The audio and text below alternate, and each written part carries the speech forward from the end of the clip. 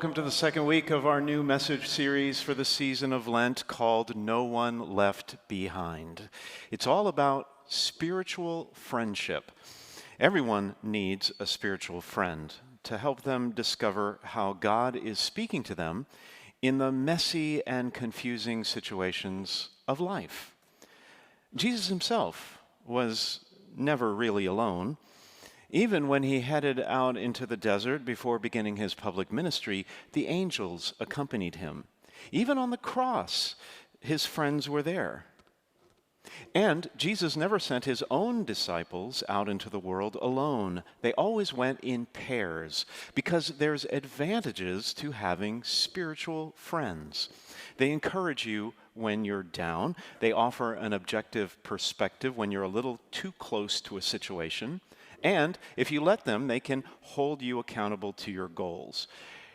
They're willing to talk about deeper issues that other friends may shy away from. You see, a friend cares about you, but a spiritual friend cares about your soul. A friend listens to your problems, but a spiritual friend prays with you about those problems. There's been a lot of excitement over the last week here at St. Hilary. People are choosing their spiritual friends and settling into those relationships to walk together during the 40 days of Lent. They've been reading our daily devotionals on the power of accompaniment. And if you're not on board yet, there's still time. Wherever you're tuning in from, it doesn't matter where you are, you can still participate in this spiritual campaign of spiritual friendship. The friend you choose doesn't have to be perfect, or a saint, or a theologian. They just need to have some basic qualities like patience and trustworthiness and compassion. Find someone who's interested in you and is willing to spend some time talking with you about whatever complex issues in your life that you're facing. Once you've picked a spiritual friend and you've asked them to accompany you for Lent, you can really get some very practical advice about exactly how to be a spiritual friend from these messages every Sunday and also from the daily devotionals that we've been sending out. You can get advice like how to set some ground rules in your new relationship. So, if you're tuning in for the first time today or you weren't with us for last week, you can watch the first episode of this series on our website, and you can sign up for our daily devotionals about spiritual friendship on our website as well. Just go to sthilary.org and look for the button that says Join the Campaign. Well, at this point, you might be wondering, okay, Father, you keep talking about spiritual friendship. I've picked one, or I'm about to pick somebody and ask them to join me for Lent. But how exactly do I go about being a spiritual friend? It's an important job, so it's a good question. The job is also prone to some pretty common pitfalls, mistakes that people make. And that's why this week we're looking at a step-by-step process of accompaniment. But here's the thing, you can't look at the process, you can't really understand the process of accompaniment until you understand what the end goal is. And when it comes to spiritual friendship, there's definitely a target that we're aiming for. You're not just talking to your spiritual friend about anything, you're not just shooting the breeze. The purpose of accompaniment is spiritual growth. You're trying to help your friend grow spiritually, and he or she is trying to help you do the same thing. As Pope Francis says in The Joy of the Gospel, it would be counterproductive if spiritual friendship just became a sort of therapy. That's not what it's about. The whole point is to lead your friend closer to God and help him or her discover who Jesus is in new and more profound ways. And that's exactly what Jesus was doing in the first half of the Gospel of Mark that we have been reading through the last several Sundays. At the very beginning of that story, the Gospel of Mark, in the very first verse, Mark discloses to us who Jesus is. He says, he is Jesus Christ, the Son of God. Mark chapter 1, verse 1, right out of the box. We know who he is. But in doing that, Mark sets up what's called a dramatic irony, because the audience knows more than the characters of the story. You see, from the very first moment that Jesus invites Peter and the other disciples to follow him, they have no idea who he is. Christ is a mystery to them. His identity is unclear. I mean, they see him performing incredible miracles and healing very sick people. They hear him unpacking the meaning of the kingdom of God in powerful parables and lessons. They experience him calming the storms, walking on water, raising the dead, and feeding huge crowds on just a few fish and loaves of bread. They watched as Jesus confronted the unbelief of the Pharisees and the people of his own hometown. They saw all that, and to make things even more confusing, all of that comes to a screeching halt at the end of chapter 8, kind of like the sound of a DJ ripping the needle off an album. Kind of like that. When Jesus tells his disciples that he will have to suffer and die, and that they would have to do the same. His followers will have to suffer as well. After all the healings and the miracles, they're now faced with this depressing news. You could say that the Jesus party was over and reality begins to set in for the disciples. But then comes today's passage. Jesus gathers his inner circle, Peter, James, and John, his leadership team, and he leads them up a high mountain apart by themselves. And he was transfigured before them, which means that his clothes became dazzling white. And then we see two Old Testament prophets appear, Elijah and Moses, and they talk with Jesus.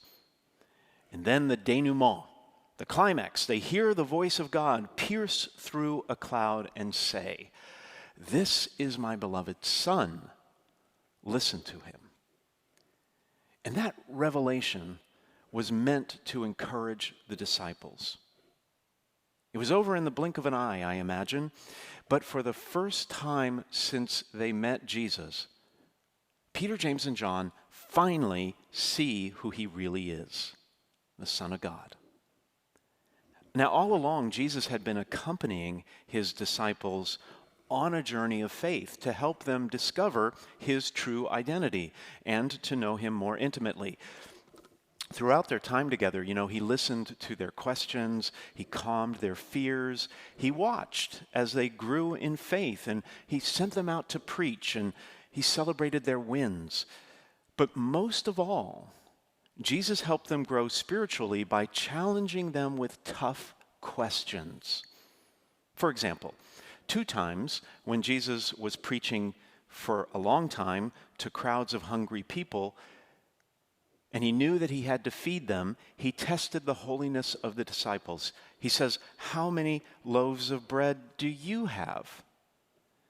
It was a test of their own generosity. And as he calmed the stormy seas, he asked his frightened disciples, "Why are you afraid? Have you still no faith?" Another important question. Standing at the entrance to a pagan grotto dedicated to the wild party god Pan, he asked his disciples 2 critical questions. Who do people say that I am? And who do you say that I am? Another pointed question. And then when Peter gets it partially right and says that he's the Messiah, but then refuses to accept that Jesus must suffer and die, he asks another soul-searching question. What good is it for someone to gain their whole life and yet forfeit their soul? See, through all of these experiences, Jesus was walking with his disciples to help them come to a greater response of faith. And by asking these strategic questions, he was helping them come to a deeper belief in him and decide to make a faith commitment. That's because faith is a gradual process. It doesn't happen overnight. It takes time. And that's why Jesus accompanied his disciples on their journey of faith. That's why he asked all those pointed questions, and that's why we also need a spiritual friend to ask us those questions. Faith is a gradual process, and that process is best undertaken with someone who can help us figure out how our lives and our faith fit together by asking us the right questions. In fact, that's the most important thing in a spiritual friendship, asking questions. Now, the process begins with active listening. People sometimes just need other people to listen to their questions, their concerns, and experiences without judgment and with what Pope Francis calls an openness of heart. Respectful and compassionate listening helps us enter into the story of the other person, but we shouldn't try to control it. Sometimes, I hear this all the time, and I do it myself. We try to solve the problems of other people. I've also seen many well-meaning individuals try to reassure people they love that their problems will just magically go away. Someone's in the hospital. Don't worry, you're going to be out of the hospital in no time. Up on your feet again.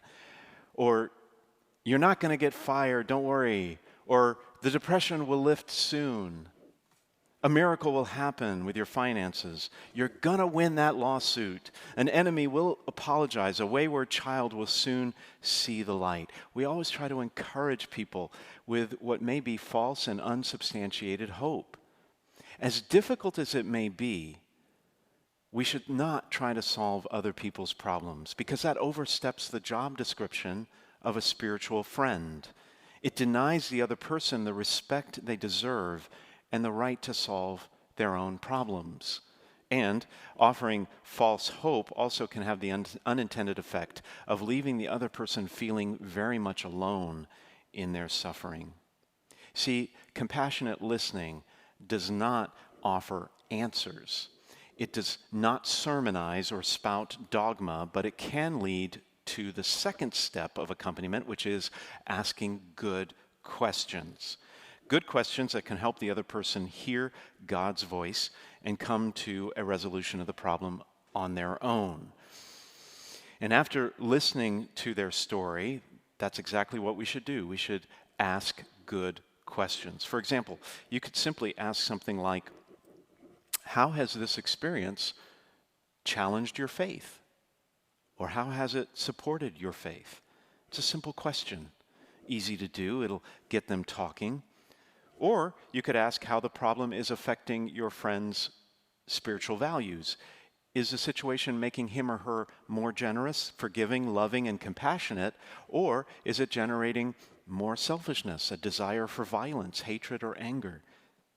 You could also ask your friend how current events in the world may be affecting his or her outlook on faith.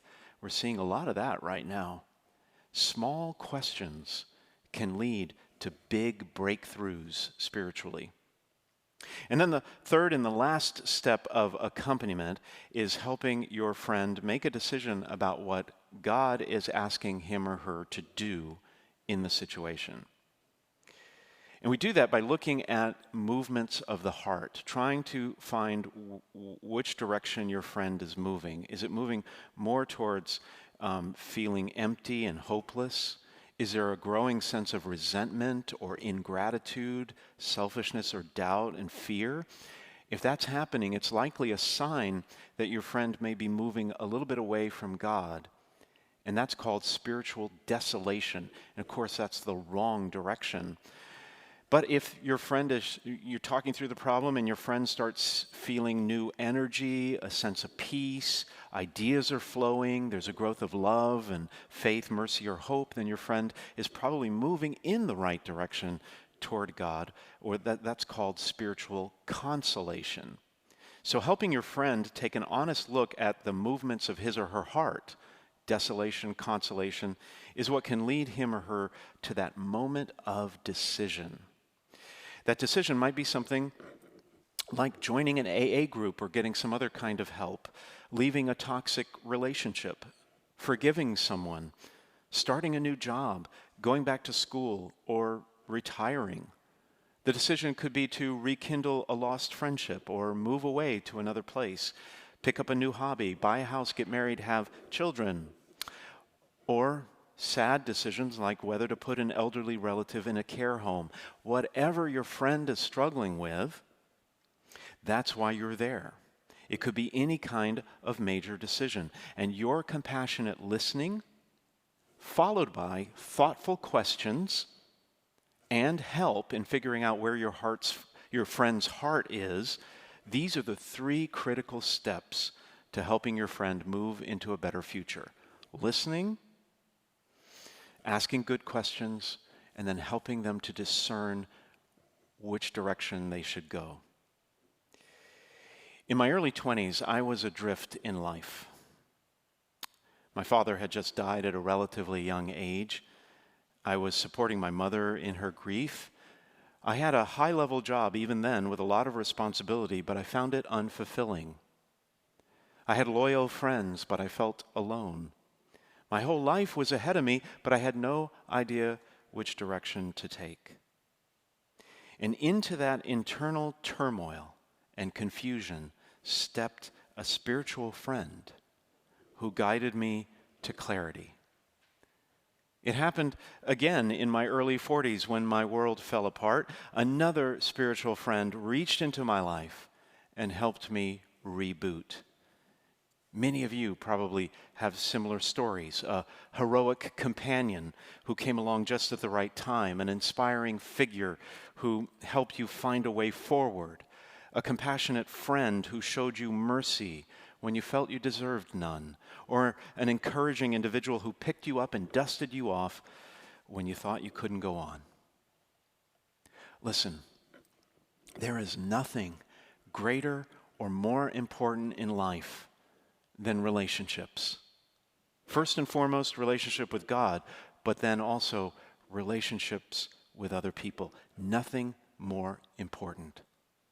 And a spiritual friend is a lifeline who makes sure that no one, no matter how old or disabled or rejected or abused or despised they may be, no one is ever left behind. And you could be that lifeline for someone else.